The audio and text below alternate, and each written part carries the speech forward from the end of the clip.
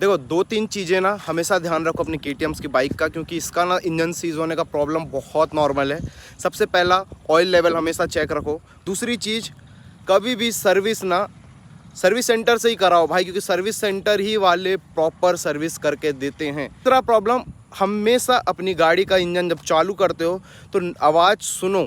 अगर हल्का सा भी क्रैक का आवाज़ या फिर किसी भी प्रकार का नॉइस आ रहा है, साउंड में चेंजेस दिख रहा है, तो प्रॉपर जाके चेक करवा लो भाई।